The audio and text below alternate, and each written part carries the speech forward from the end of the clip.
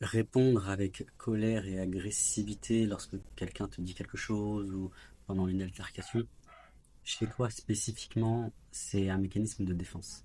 C'est comme si je te disais que lorsque quelqu'un te parle, tu as tendance à fuir, tu as tendance à être fuyante, etc.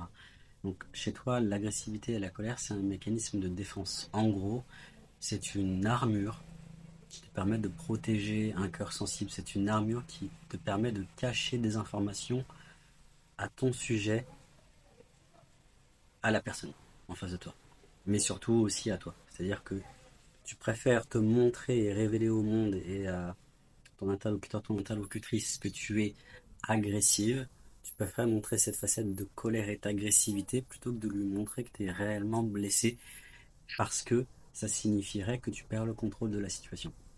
Chez toi, la notion de contrôle, un de tes processus inconscients, en tout cas que je suis en train de contacter, c'est réellement important et prioritaire que ce soit que tu gardes le contrôle.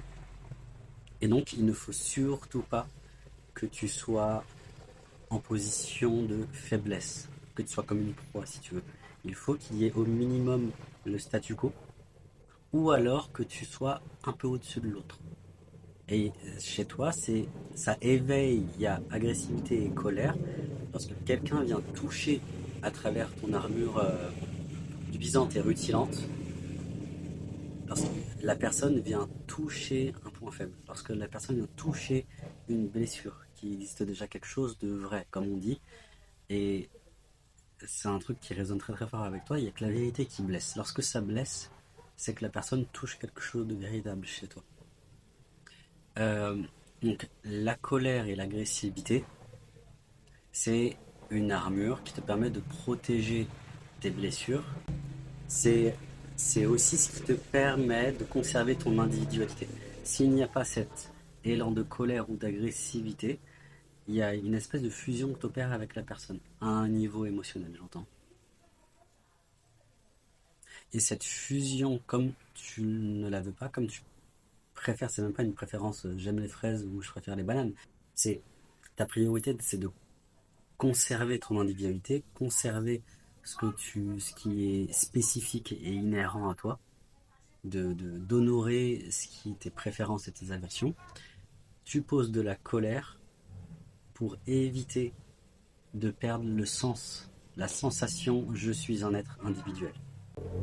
Et il y a aussi autre chose, c'est que tu veux éviter toute forme de relation paternaliste en ton encontre. Donc en gros que l'autre personne, ton interlocuteur, ton interlocutrice, te voit comme étant une petite fille.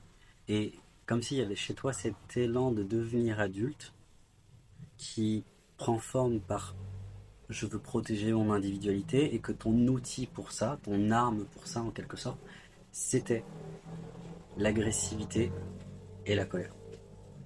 Sachant que, en allant un peu plus en profondeur pour toi, l'agressivité et la colère, ce sont tous les deux des émotions qui sont ok et acceptables, mais surtout, c'est la porte d'entrée vers des besoins qui ne sont pas réellement entendus, qui ne sont pas réellement vus. Si je te résume un peu, euh, plutôt que de, et ça va être la clé, plutôt que de projeter ta colère et ton agressivité pardon, sur l'autre personne, regarde quels sont tes besoins sous-jacents qui n'ont pas été écoutés, qui n'ont pas été respectés. Et je reformule que tu n'as pas écouté, que tu n'as pas respecté. Parce que tu n'en as pas eu conscience. Et tout l'objectif, c'est au lieu de te projeter vers l'extérieur, au lieu d'utiliser le, le support de ton interlocuteur comme un support de peinture, comme une toile, reviens à l'intérieur de toi, histoire de voir quels sont tes besoins, qu'est-ce qui a été blessé, et la voie pour poser l'adulte, l'archétype de l'adulte, j'entends, c'est d'exprimer les besoins sous-jacents à tes émotions. Donc voilà ce que je peux dire pour toi, Thaïs.